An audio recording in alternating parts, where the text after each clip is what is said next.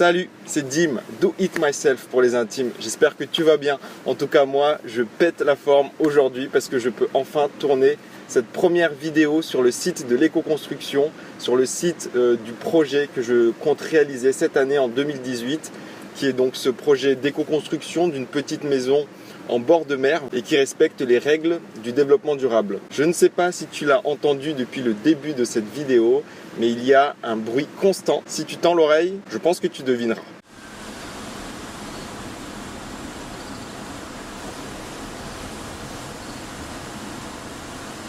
Et oui, c'est le bruit des vagues, parce qu'on se situe en réalité juste devant un super spot de surf. Donc l'idée de cette vidéo, si tu débarques sur la chaîne YouTube et que tu sais pas du tout de quoi je parle en général, eh bien c'est très simple, j'essaie de tenir un vlog de manière la plus régulière possible, même si ça fait un bon moment que j'ai pas pu sortir de vidéo parce que mon installation a été assez compliquée, notamment par des problèmes météorologiques. On a eu 2 jours de beau temps et heureusement au début parce que c'était nécessaire pour pouvoir au moins monter la tente et les abris. Et puis après on a eu que de la pluie pendant 3-4 bonnes journées et du coup là je me permets de tourner cette vidéo. On est sorti d'une période de pluie et il commence à faire beau. Je me suis levé aux aurores, donc il est encore très tôt le matin. Voilà, il est 6h30 et l'idée donc de cette vidéo, c'est de te faire le tour du campement et le tour du terrain avec ce que je compte faire dans les jours qui viennent. Donc pour t'expliquer ça rapidement, j'ai mon petit plan ici. Alors on est garé actuellement ici, la voiture orientée vers la mer, donc je te montrerai le spot de surf dès que je sortirai de la voiture. On partira ensuite dans cette direction là où j'ai installé le campement et on rejoindra cette limite là. Ensuite on essaiera de descendre jusqu'à la limite qui se trouve ici, sachant que tout ce tronçon là est encore en friche totale, c'est encore complètement la jungle, tu verras, donc c'est assez difficile de s'orienter. Heureusement on a commencé à réussir à entrevoir un chemin qui puisse rejoindre ces deux bouts là, mais c'est ce que je vais faire aujourd'hui. Donc voilà, c'est pour ça que je voulais te montrer cette carte pour t'expliquer, mais c'est mon gros boulot d'aujourd'hui. Ensuite on verra du coup au passage l'emplacement de la maison qu'on a commencé à mettre en place, et puis on rejoindra la plage en passant par derrière et en remontant de l'autre côté. Je sais qu'il y a beaucoup d'abonnés qui ont commencé à suivre les premiers épisodes et qui ont décroché en cours de route. Donc c'est pas grave, je comprends totalement, chacun fait comme il veut. De toute façon, hein, j'incite personne à regarder toutes mes vidéos, loin de là. Mais je suis content en tout cas si tu as réussi à suivre l'évolution du projet du début jusqu'à aujourd'hui. Parce qu'à partir de maintenant, on s'engage vraiment dans la deuxième partie du vlog qui consiste à essayer de tenir un journal de bord le plus régulier possible de tous les travaux et de tout ce qui se met en place sur ce terrain-là.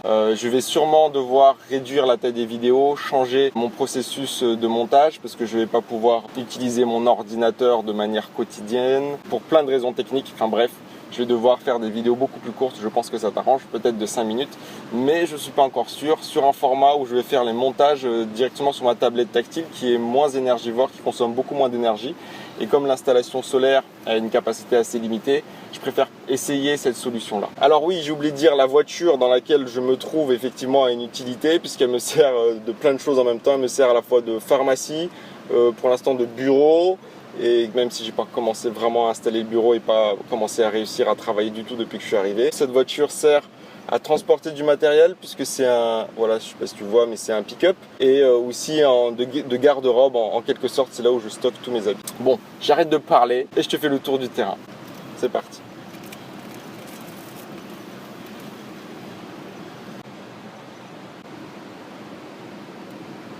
Les conditions de surf sont ce qu'elles sont, on a d'autres priorités. C'est parti. Voiture.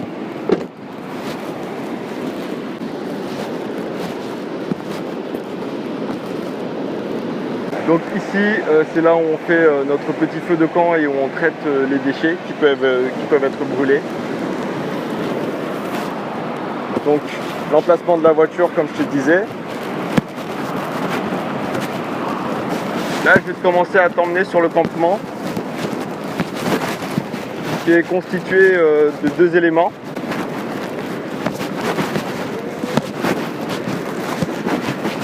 premier élément de ce campement, donc cette tente que j'ai surélevée sur des moellons de pierre pour éviter d'être mouillé, pour être voilà, tout le temps au sec, parce que comme je t'ai dit, depuis que je suis arrivé, la nature m'a pas épargné. Donc par sécurité, c'est toujours mieux de la surélever par temps de pluie. Elle est en fait constituée d'une espèce de petite terrasse ici où je stocke un peu de nourriture, etc. Et à l'intérieur de la tente, tu as ici tout mon système d'énergie solaire. Tout mon système d'énergie solaire est donc enfermé dans ce coffre pour être protégé, encore une fois, de la pluie et de l'humidité. On a nos petites lampes solaires ici qui chargent et qui s'allument automatiquement pendant la nuit. Et derrière, le panneau solaire qui alimente donc la tente en énergie. Voilà, tu as un point de vue un peu global de l'installation principale du campement qui est donc cette tente. Ensuite, dans un second temps, on a également cet espace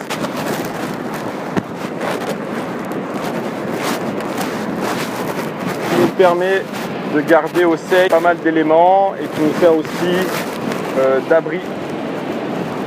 Là, tu as du riz. Il y a également une petite moustiquaire où on peut s'abriter qui peut servir aussi de tente. Et puis, on peut déjeuner là quand il pleut. Notre petite cuisine est installée ici, comme tu peux le voir. Et il y a notre cuisinière solaire également là, qui peut être utilisée. Mais pour ça, il faut du soleil. Ce n'est pas encore vraiment le cas. Mais j'espère qu'il y en aura vraiment bientôt, très vite. Et je te ferai une démonstration à ce sujet d'un café que je peux boire chaud grâce à cette cuisinière solaire. Allez, c'est parti pour la suite. Ici, c'est le coin lessive avec son étendoir d'habits, de fringues. Et voilà. On va avoir des habits propres. On continue la balade. Là, on se situe sur le front de mer avec un énorme arbre que j'aimerais bien protéger ici. Mais il est déjà assez vieux, donc je pense plutôt à la relève, même si je vais tout faire pour que la mer évite de ronger ses racines jusqu'au bout. Comme tu le vois, c'est déjà le cas à cet endroit-là. Donc je vais certainement essayer de ramener du bois mort, essayer de me remettre un peu de terre et par-dessus faire un petit jardin sympa. Pendant que je te parle, on est en train de se déplacer jusqu'à notre toilette. Nos WC, c'est des toilettes sèches en fait. Si ça t'intéresse, je te montrerai plus en détail comment est-ce que je me suis organisé. Et en gros, j'utilise des copeaux de bois. Bon, tout le monde sait ce que c'est. Des copeaux de bois, je te montre ça. Voilà, c'est ça. Des chutes de bois et c'est dans un sachet qui est biodégradable et compostable. Des toilettes sèches qui sont donc écologiques, comme tu peux le voir, il s'agit d'un campement, donc rien de permanent. Tout ça en fait, ce sera démontable et c'est juste pour essayer vraiment de rendre le lieu vivable pour l'homme, parce que c'est pas évident de lancer ce projet en pleine nature. On se situe maintenant à la limite dont je t'ai parlé précédemment. Cette borne là, du coup, délimite cette fameuse limite du front de mer, donc du campement. Et là, on doit se diriger dans cette direction-là pour pouvoir rejoindre l'autre bout du terrain.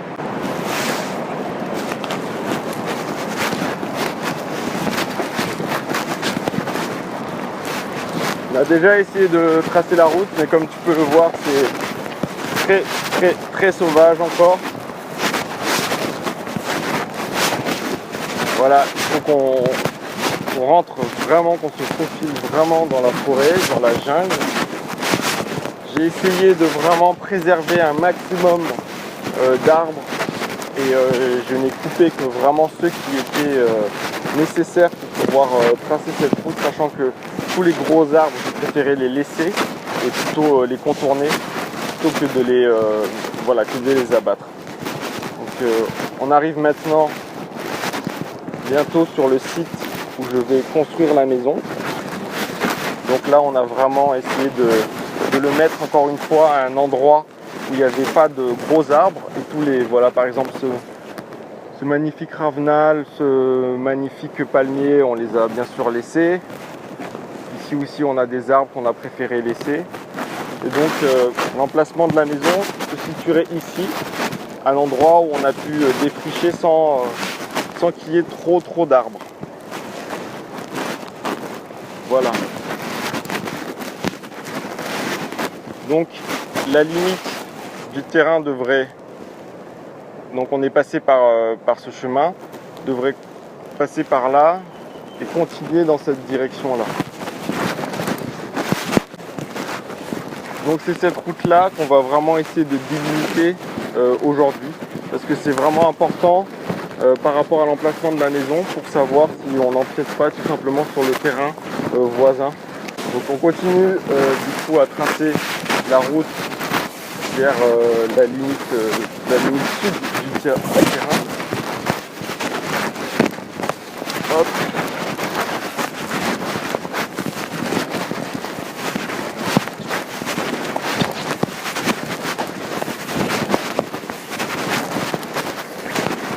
Et voilà, on y est. Il s'agit de cette borne là. Et derrière, on a une route. Enfin, une route en devenir. Une route qui est praticable, mais qui doit être encore un peu réparée, on va dire, enfin, un peu taillée, un peu débarrassée des branchages et des souches qui restent, mais il en reste quasiment plus. On peut quasiment l'exploiter en voiture. Je t'invite à finir le tour du terrain en rejoignant la dernière limite. Tu vois, tout cet espace est encore vierge, je ne l'ai pas touché du tout. Et pourquoi la toucher? Puisque de toute façon, ça me permet de délimiter le côté sud du terrain de manière complètement naturelle avec une barrière ou un mur de végétation qui permet d'empêcher les gens de tout simplement voir ce qui se passe à l'intérieur du terrain. Donc bien sûr que je vais garder ça, pour rien au monde je le remplacerai pour un autre mur, plutôt laisser ça comme ça.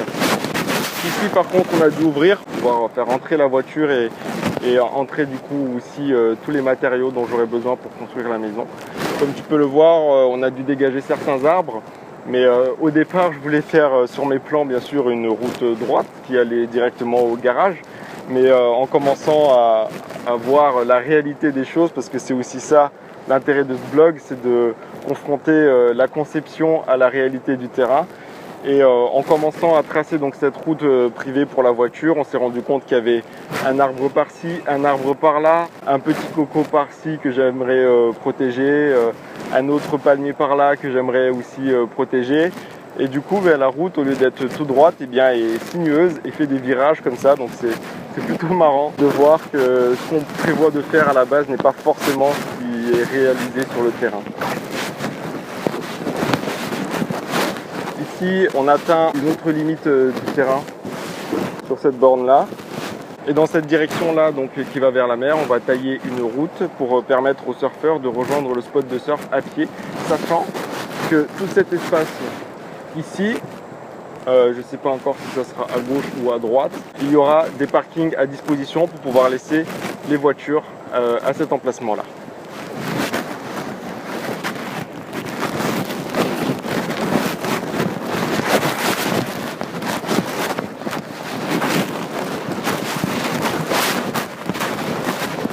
Je devrais mettre un petit pont ici peut-être.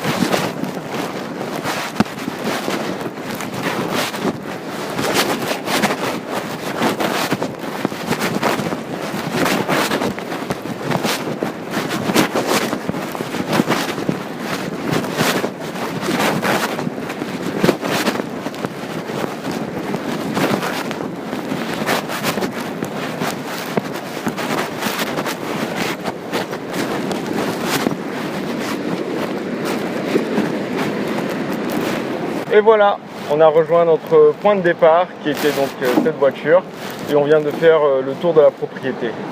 J'espère que ça t'a plu, j'espère que tu es content qu'on en est arrivé là et que le vlog continue. Si c'est le cas, lâche-moi ton plus gros pouce en l'air pour soutenir la chaîne. N'hésite pas à t'abonner si ce n'est pas encore fait, à partager la vidéo pour que la communauté puisse grandir et à participer activement à ce projet en proposant tes idées, en partageant des choses avec moi ou tout simplement en me soutenant, en m'encourageant. Ça fait toujours plaisir. Sur ce, prends soin de toi, profite à fond de la vie. C'était Dim pour les intimes. À très bientôt pour une prochaine vidéo. Peace!